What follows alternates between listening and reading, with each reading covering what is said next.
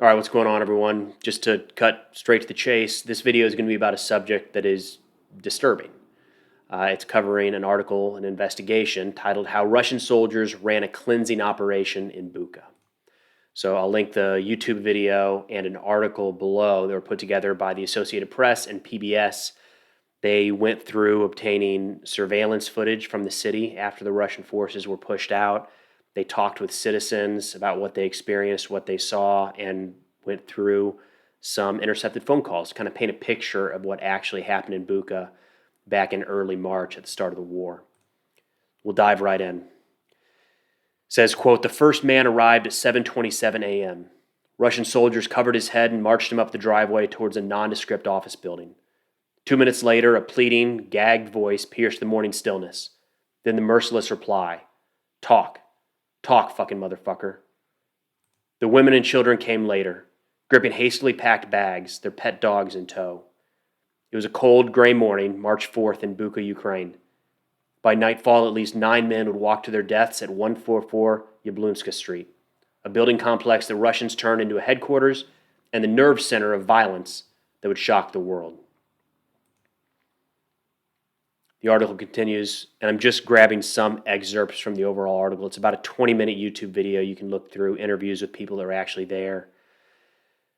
They say, later, when all the bodies were found strewn along the streets and packed in hasty graves, it would be easy to think that the carnage was random. Residents asked how this happened would be told to make their peace, because some questions just don't have answers. Yet there is a method to this violence. And here we have some of the security footage from around the city. You got to think of all of the different cameras in the city. The Russians did try to destroy a lot of them. There's interesting footage of them doing that, but some of it remained, and this is one of those screenshots. The article continues, "What happened that day in Bucha was what Russian soldiers on intercepted phone conversations called zakista, cleansing. The Russians hunted people on lists prepared by their intelligence services and went door to door to identify potential threats. Those who didn't pass this filtration, including volunteer fighters and civilians suspected of assisting Ukrainian troops, were tortured and executed. Surveillance video, audio intercepts, and interviews show."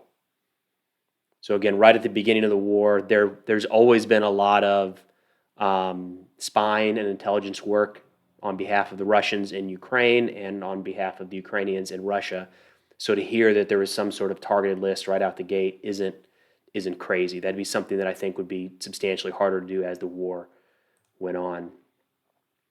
It continues, "Police ended up recovering nearly 40 bodies along Yablunska Street alone.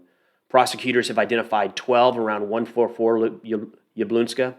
AP reporters documented a 13th body in the stairwell of one of the buildings in the complex in photos and videos taken on April 3rd. And this is from the lead investigator, Ukraine's lead investigator. He said, quote, "The results of the criminal evidence we've gathered so far reveal that it wasn't just isolated incidents of military personnel making a mistake, but a systematic policy targeting the Ukrainian people." We'll get into what some of that looked like in practice. They continue, "Around 9 p.m., Russian troops and military vehicles groaned down the long driveway of number 144 under flurries of snow and sleety rain. By the morning of March 4th, the Russians controlled Yablunska. The cleansing was about to begin. The paratroopers swept up and down Yablunska, checking people's documents, examining their phones, and interrogating them, according to interviews with local residents. In some cases, they already had the names of people they wanted to find." Again, not crazy at the beginning of the war that they would have specific people they're looking for. Here's more of that video footage from inside of Bucha. "Then 2 Russian soldiers led the men at gunpoint down the wet, icy road to 144 Yablunska, cursing at them as they shuffled along in their stocking feet. It was 11:08 a.m. Soldiers forced them to their knees behind a Russian military vehicle in the driveway of the complex and kicked them. Then Skyba, who we'll talk about here in a minute, saw them lift up the man next to him and shoot him in the head." There's a couple personal stories we'll get into here. The article and YouTube video go into some more details, but at a high level. One of the people picked up that morning was a 20-year-old baby-faced store clerk everyone called Dima, who you see here on the screen. Soldiers went to his home just off Yablunska and found images of Russian tanks on his phone. They accused him of helping the Ukrainian military. As the soldiers took Dima away, his grandmother, Natalia Vlasenko, fell to her knees. She said, quote, "God, I begged them not to touch him," she said. "He pointed a rifle at me and said, 'If you won't give him up the easy way, then we'll do it the hard way.'" "Grandma, don't worry," Dima called as he left with the soldiers and headed for 144 Yablunska Street. "I will come back." It was the last time she saw him alive. Out front of their makeshift headquarters, Russian soldiers sat on top of their tank, sharing a bottle of Coca-Cola and playing with a pistol. Behind them, the crowd of civilians at number 144 had thickened. Barking dogs ran wild. Incongruously, some soldiers handed out tinned meat and matches and told people they were being freed from Nazi oppression, while others conducted public executions. This is Maxim Stokov, who I hope I'm pronouncing correct. He's the gentleman we mentioned earlier. And his story, there's a lot to it. His is one of the reasons worth diving into the article, the original article. I'll try to summarize it here, but he was a volunteer manning a checkpoint in Bucha. And he was in that group that was led behind the building when he reports that he heard a Russian soldier say, "What should we do with them?" "Kill them," another answered, "but take them away first so they're not lying around here." At this point, the Russians know that he's a volunteer for the Ukrainian military. Russian soldiers led Skiba and other Sikba and other volunteers around the corner of the office building to a small courtyard where there was already one dead body. Then two soldiers started shooting. Skiba felt something pierce his side and he hit the ground. He had taken a bullet clean through his abdomen, the photograph shows. He pretended to be dead, terrified the Russians would see his exhaustions as he clouded the cold air. Once it was silent, he worked his wrists out of the tape that bound him, crawled through the corpses of his comrades from the checkpoint, and stole boots from the body of a man who still had them on. He ran to a neighboring house and curled up on the sofa trying to get warm. He eventually would be discovered by Russian soldiers. They would think that he was a wounded civilian and actually take him back to their headquarters and treat him. And he is still alive today, fortunately. I mentioned some intercepted calls earlier between Russian soldiers and their families. One of those published says, from the wife talking to her husband, who is noticeably drunk on the call, she says, "How will you protect yourself if you are tipsy?" "Totally normal," he replied. "It's easier to shoot civilians."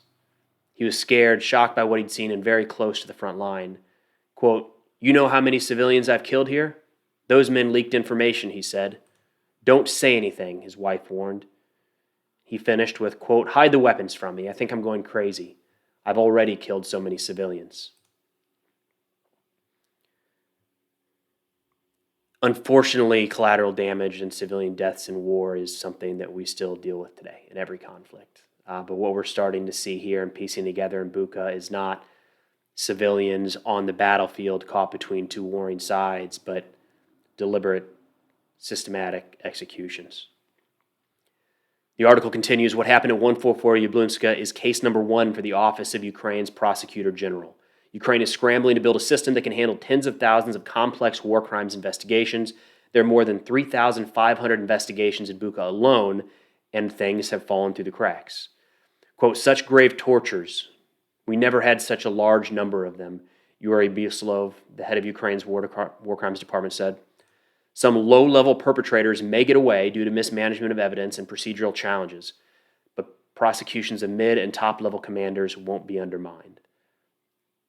That's unfortunate, but probably true. Some of the soldiers that actually pulled the trigger in this case, it's going to be hard to track every single individual down, and that's not unique to this war.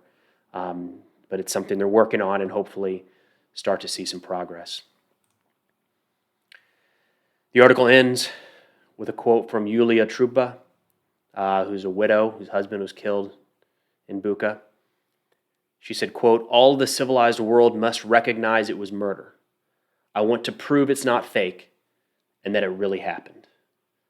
And I know this has been a topic since it happened in early March. It's been contested at times. But now as the fighting has left the Bucha area and there's international organizations moving in and evidence not just from the people on the ground and from the bodies, but from the video taken in some of these closed captioned cameras, hopefully this can be all proven and prosecutions can follow. But again, worth checking out the original video and the full article. I'll put the link in the description below. That'll do it for now. We'll see y'all next time.